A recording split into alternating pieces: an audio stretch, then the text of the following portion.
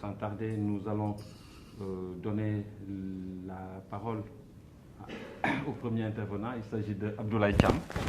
La première question, s'il vous plaît. Merci, Kara. Félicitations encore une fois, coach, pour cette copie presque parfaite face à la Bolivie, que vous connaissez très bien d'abord en tant que joueur. Je rappelle que le 27 mars 2002, vous aviez gagné la Bolivie en partance pour la Coupe du Monde en Asie. Là encore, vous démarrez par la Bolivie. Est-ce qu'il y a, vous y voyez une sorte de superstition qui pourrait aboutir à un carré d'as, voire une finale de Coupe du Monde? Ça, c'est une première question. La deuxième, elle est plutôt relative au match de demain. C'est un adversaire d'un cran supérieur. L'Iran, c'est la meilleure sélection en Asie, l'AFC, la Confédération de l'Asie.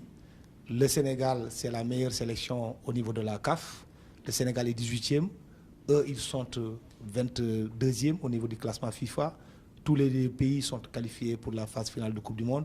Comment est-ce que vous allez comment vous entrevoyez cette rencontre aussi importante pour, toujours dans la dynamique d'une qualification, surtout que vous ayez cette équipe-là pour préparer certainement le pays hôte, le Qatar. Merci. Merci beaucoup, Abdoulaye.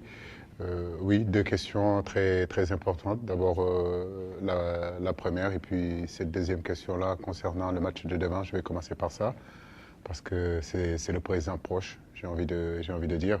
Un match, on sait, qui est normalement un cran au-dessus de la Bolivie, mais j'ai envie de dire que ce sont ces genres de matchs-là que nous cherchons. On s'était préparé à jouer d'abord la Bolivie, et puis le deuxième match, jouer l'Iran. L'Iran, comme vous le dites, fait partie aujourd'hui des meilleures équipes, sinon la meilleure équipe du côté Asie. Donc ça veut dire qu'on a fait un bon choix. L'Iran est qualifié aussi à la Coupe du Monde aussi. Donc je pense que demain, on ira vraiment vers une confrontation assez intéressante. Et je crois que dans ces périodes-là, comme je le dis, où les matchs amicaux sont souvent rares, nous sommes très heureux vraiment de pouvoir jouer ce match-là demain. La Bolivie, comme vous le dites, non, je pense que surtout c'est le sort. Voilà, donc je ne pourrais pas dire que je serais superstitieux parce qu'en 2002, on a joué la Bolivie avant d'aller à la Coupe du Monde. Si effectivement la Bolivie nous porte chance, tant mieux. Mais bon, je ne pense pas comme ça. Je pense que c'est juste un adversaire qu'on a choisi parmi tant d'autres, mais surtout un adversaire qui colle un petit peu plus à notre adversaire sud-américain qui est l'Équateur. Voilà. Merci. Oui. Bakary. Merci beaucoup. Bakary Cissé, Journal Record. Coach, c'est vrai que vous avez l'habitude de conserver votre équipe. Le trident Pathé Ciss, Pape Matar Sarr et Pape Gueye ont réussi une belle rentrée en matière. Mais derrière, vous avez des cadres qui ont l'habitude de démarrer les matchs là. C'est vrai, comme l'a dit mon confrère, l'Iran est un peu au-dessus du cran par rapport à la Bolivie. Est-ce à dire que demain, on pourra voir une équipe sénégalaise qui pourrait démarrer le premier match de la Coupe du Monde? Ma deuxième question, elle est relative à la gestion du groupe. En ce moment très spécial de début de saison, où les joueurs ne sont pas tout à fait à 100%, d'autres ont des problèmes par rapport à la concurrence et au temps de jeu familial en club. Comment parvenez-vous à faire l'amalgame pour que quand même tout le monde se sente concerné? Parce qu'on a vu que depuis le début du stage, tous les joueurs se sentent concernés, même si ça rigole beaucoup, mais on voit sur le prêt que ça donne, on ne se fait pas de cadeaux. Merci. Oui, c'est surtout ça l'identité de cette équipe-là. Je crois qu'aujourd'hui, je le dis et je le répète, c'est un groupe qui a beaucoup d'amour, c'est un groupe qui a beaucoup de soutien, beaucoup de solidarité. Nous vivons ensemble quand même depuis pratiquement plus de 7 ans, certains depuis pratiquement plus de 10 ans. On se connaît, c'est une famille. L'objectif, c'était de construire, si vous voulez, un club Sénégal. Donc, on a pratiquement réussi ça. à travers l'équipe nationale où les garçons viennent et ils se sentent vraiment chez eux. Après ça, c'est du football, il y a la concurrence. Tous les garçons qui sont là ont envie de jouer. Voilà, ceux qui ont commencé contre l'Iran, leurs prestations ne m'étonnent pas. C'est parce que s'ils sont là dans cette équipe nationale-là, c'est parce qu'ils ont les qualités. Comme vous le dites, il y avait d'autres joueurs dans une équipe, il y a toujours de la concurrence, il y avait d'autres joueurs qui jouaient et je pense que l'objectif de ces deux matchs-là, en réalité, c'est de pouvoir faire deux équipes, je le dis depuis le début de ce stage-là, pouvoir donner du temps de jeu aux garçons qui sont dans un effectif et qui ne jouent pas beaucoup, ou bien des garçons qui ont eu à un moment donné des transferts tardifs. Je pense qu'à travers ces deux matchs-là, je pense que c'est l'occasion justement de bonifier encore notre groupe, pas seulement en qualité mais surtout en quantité. Donc oui, c'est important aujourd'hui de donner ce temps de jeu-là. Est-ce qu'aujourd'hui c'est l'équipe qui va s'approcher le plus de la Coupe du Monde? Je n'en sais rien du tout. On est à un mois et demi de cette compétition. Et comme vous le savez aussi bien que moi, entre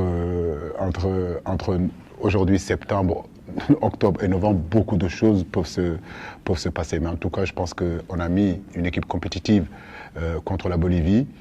Et ça nous tient à cœur aussi de mettre une équipe aussi compétitive contre l'Iran. Comme je l'ai dit, ça sera un match très disputé.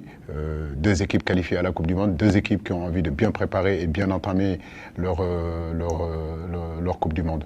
Donc oui, les joueurs qui seront sur le terrain seront compétitifs. Et je crois que c'est l'occasion aussi pour nous de pouvoir donner vraiment du temps de jeu à tout le monde, même si je sais que c'est difficile. Peut-être que demain, tout le monde ne jouera pas. Peut-être que les 28 joueurs qu'on a choisis, les 26, peut-être que tout le monde ne jouera pas. Mais ce qui est important, c'est en tout cas faire une revue d'effectifs et tout en n'oubliant pas aussi la gagne, tout en n'oubliant pas aussi de mettre en place une équipe compétitive.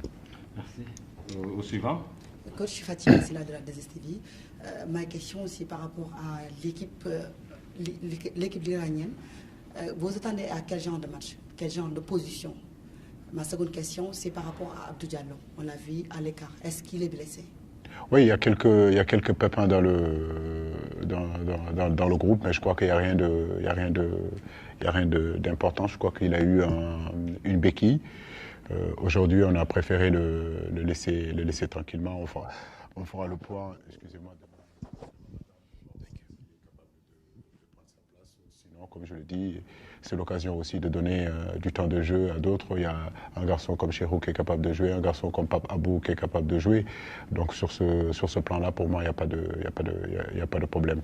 Maintenant, l'Iran, comme vous le dites, j'ai répondu tout à l'heure à votre collègue, c'est un match sérieux, c'est une bonne opposition et je crois qu'aujourd'hui, on a fait des kilomètres et des kilomètres pour pouvoir jouer ces genres de matchs-là. Voilà, donc on est heureux d'être là, on est heureux de rencontrer une très bonne équipe iranienne et surtout continuer dans le dynamique qu'on est en train d'avoir depuis quelques temps. Merci. Au suivant. Thank you, Coach. In English, I can. You introduce yourself. Thank you for the opportunity to ask you these questions ahead of the World Cup. Tomorrow you play against Iran. What are you expecting to take away from this game ahead of the World Cup? And my second question is... let me ask the first question and then I will be obliged to translate after. Okay. Alors donc demain, coach, vous jouez contre une bonne équipe iranienne. Alors qu'est-ce que vous attendez de ce match-là en perspective de la Coupe du Monde? Oui, être au rendez-vous de ces matchs-là. Vous savez, on a bataillé dur. Jusqu'à notre confédération nous a donné la possibilité de pouvoir nous préparer les 5 pays qui sont qualifiés à la Coupe du Monde, comme je le disais tout à l'heure, en réponse de votre collègue. C'est un match intéressant, c'est un match qui nous permettra, si vous voulez, de faire tourner notre effectif. Et puis en face, il y a aussi de la résistance. En face aussi, il y aura une très très très bonne équipe, avec un entraîneur qui connaît très bien notre équipe aussi. Donc je m'attends aussi à un match disputé. Mais comme je dis, sur la route de la Coupe du Monde, je crois que ce sont ces genres de matchs-là qui vont nous faire progresser. Et ce sont des genres de matchs qui nous permettront de savoir un petit peu où nous en sommes après cette CAN. Et je crois que, comme on le dit, hein, nous sommes sur la route du Qatar. Où demain, c'est l'Iran. Et c'est un match qu'il faut aborder avec beaucoup de sérieux. C'est un match qu'il faut aborder avec beaucoup de professionnalisme et essayer de le jouer et de le gagner.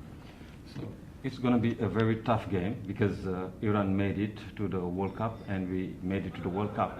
So it is this kind of matches that can make it move so far because we know that it is a very strong team, but Senegal also is a strong team. So the Confederation helped us just to change the FIFA windows.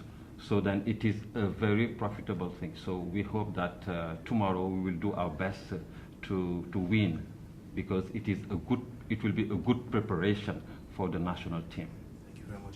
And my second question is about 2002. You were in the team that is famous, this famous Senegal team, the Golden Generation. This year you have the Golden Generation 2.0, so to say. How much pressure is there on this team to reach the level of 2002, knowing that 2018, by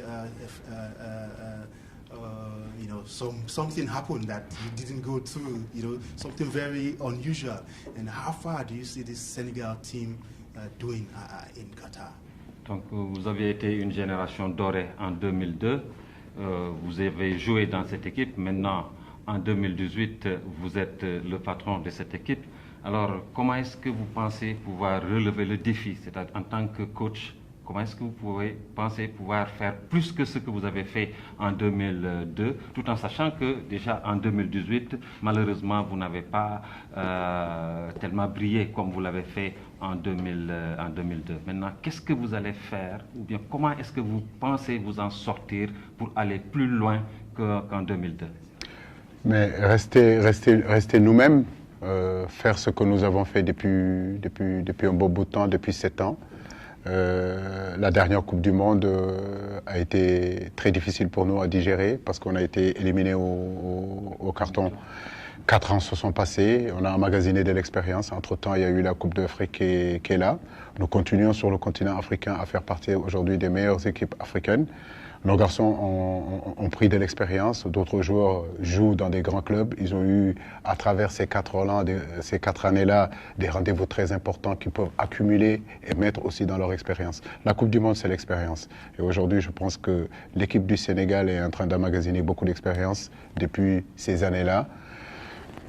Aller à cette Coupe du Monde-là, nous avons des ambitions, mais comme je le dis, il faut d'abord prendre les matchs les uns après les autres. Aujourd'hui, notre objectif, c'est de sortir de cette poule-là, d'abord, et après, on sait que dans ces matchs éliminatoires directs, 8e de finale, quart de finale, on a assez d'expérience pour pouvoir vraiment dire notre mot dans cette compétition-là. There is no secret. What we're going to do is just to keep on working. We have been working for 7 full years, so there is no way then we step back. We are going to keep on pushing. It's true that it has been very bitter in 2018 because of the problem of yellow card. We were ousted. So then we really deserved to go further. But anyway, it will not prevent us from working hard. We're going to work too hard, and then we hope that with this squad we have, we can go very far. Une dernière question, coach, avec votre permission, à Goloko, FSF TV. C'était le dernier stage avant la Coupe du Monde. Vous avez passé 10 jours avec vos gamins, quasiment une semaine pleine en tout cas. Est-ce que vous pouvez nous faire un petit bilan, qu'on va anticiper bien entendu, par rapport à ce stage? Est-ce que vous avez des motifs de satisfaction et est-ce que s'il y a d'autres points sur lesquels vous avez beaucoup plus de rigueur ou plus de renforcement, est-ce que vous pouvez nous le faire savoir? Merci. Bon, il est un peu difficile de faire le bilan. On aurait pu faire le bilan peut-être demain parce qu'il y a un match qui est en face de nous.